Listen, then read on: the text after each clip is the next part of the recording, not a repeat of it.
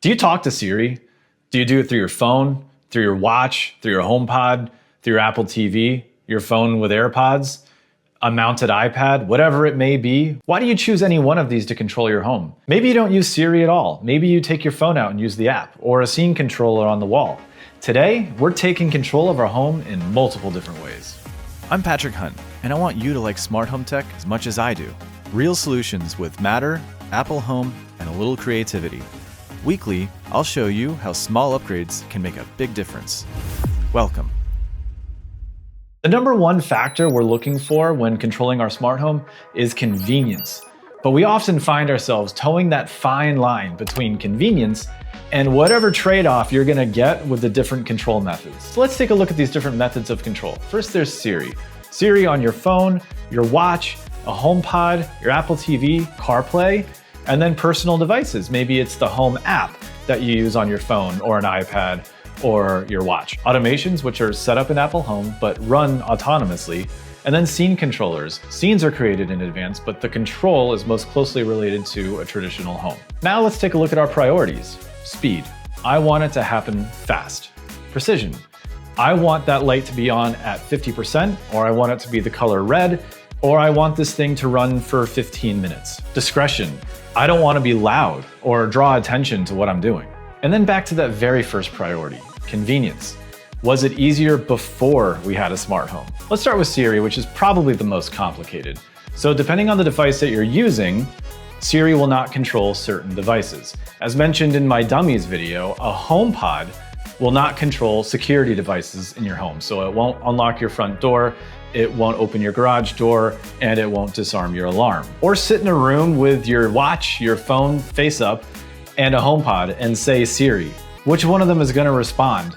You might think none of them are responding, but it's actually your watch, which takes a little bit longer to process those requests. Let's use that example and apply our priorities. So if you can whisper into your watch, you get discretion and some precision, but not speed, because of that aforementioned processing time. Speed and speed alone when talking to your HomePod.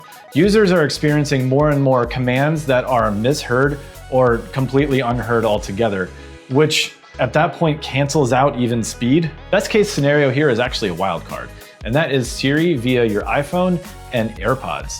You get speed, some precision, discretion, and it's absolutely more convenient than the old ways. But now you're part mechanical with your robot ears. And another factor about Siri that plays a huge role that maybe we don't think about as often is, what did I name that thing? What's the name of this room? What do I have to say exactly to control this thing? This can slow down control with Siri immensely, to the point where it may not even make sense anymore. So how are we using Siri in our house? Well, 9 times out of 10, I'm just using it to AirPlay music to a certain room, whether it's the HomePod, the Eve Play, or the surround sound speakers in the basement.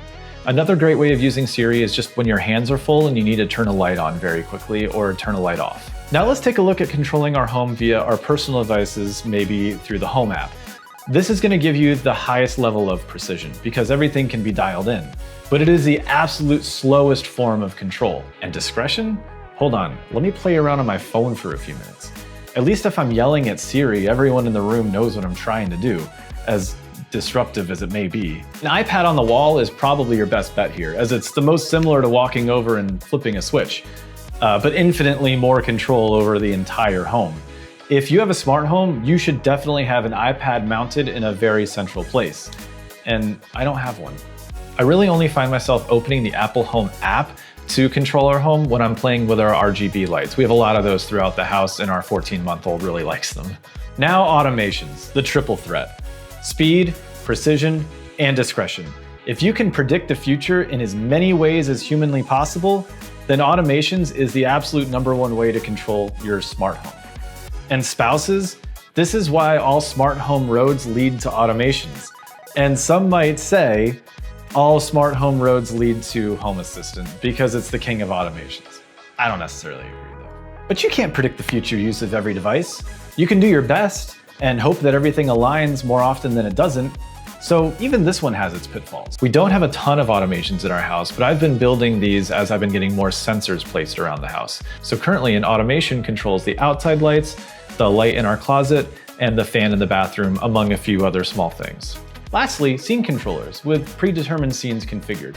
This is where new smart home users really should start. Pressing a button to control one or multiple things sounds like flipping a switch, right? Well, it's the closest thing to it. But that switch could be in your pocket, it could be on the wall, it could be under a table. I did a deep dive into scenes and scene controllers previously, and I've linked that in the description.